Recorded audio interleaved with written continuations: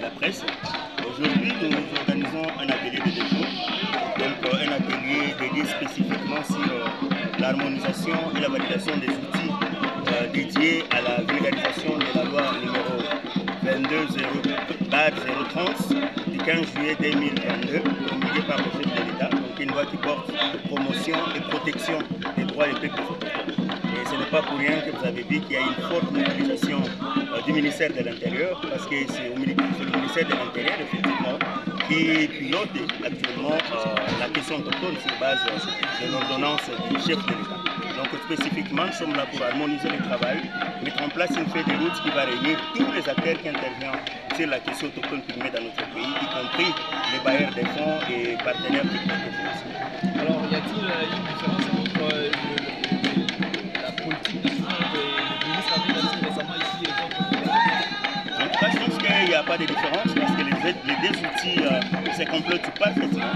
Parce que la politique, déjà que le ministre, la politique nationale, dans le cadre de la gestion des conflits dans divers territoires nationaux, donc dédié déjà tout un axe, donc l'axe 2,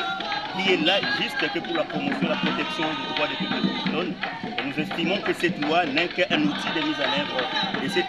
politique lancée par le vice-premier ministre de l'Intérieur et qui a pris d'ailleurs 4 ans dans l'élaboration et la politique à laquelle on a pris part dans les travaux afin de garantir effectivement la prise en compte du contenu de la loi actuelle qui fait l'objet de cet atelier. D'un côté, c'est la validation des outils, de l'autre côté, c'est la mise en place d'une feuille de route commune qui va réunir tous les acteurs autour du ministère de l'Intérieur. Comme vous avez entendu dans ma demande, comment est-ce qu'on arrive à mettre en place un cadre multi-acteur de concertation, mais aussi arriver à mettre en place une commission interministérielle pour l'élaboration des mesures d'application, y compris des comités de pilotage où vont siéger les ministres, effectivement, pour valider ces différents tests qu'on espère qu'ils vont voir le jour peut-être d'ici quelques mois. La presse. Aujourd'hui, nous organisons un atelier de défense, donc un atelier dédié spécifiquement sur l'harmonisation et la validation des outils dédiés à la vulgarisation de la loi numéro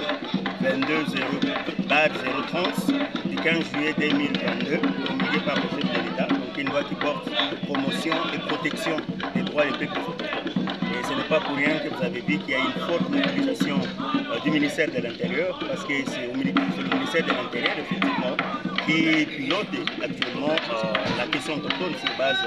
de l'ordonnance du chef de l'État. Donc spécifiquement, nous sommes là pour harmoniser le travail, mettre en place une feuille de route qui va réunir tous les acteurs qui interviennent sur la question autochtone pygmée dans notre pays, y compris les bailleurs des fonds et partenaires techniques et financiers. Alors, y a-t-il une différence entre la politique nationale que le ministre a mis récemment ici et d'autres? En tout cas, je pense qu'il n'y a pas de différence parce que les deux outils se complètent parfaitement. Parce que la politique, déjà que le ministre, la politique nationale, dans le cadre de la gestion des conflits dans divers territoires nationaux, donc dédié déjà tout un axe, donc l'axe 2,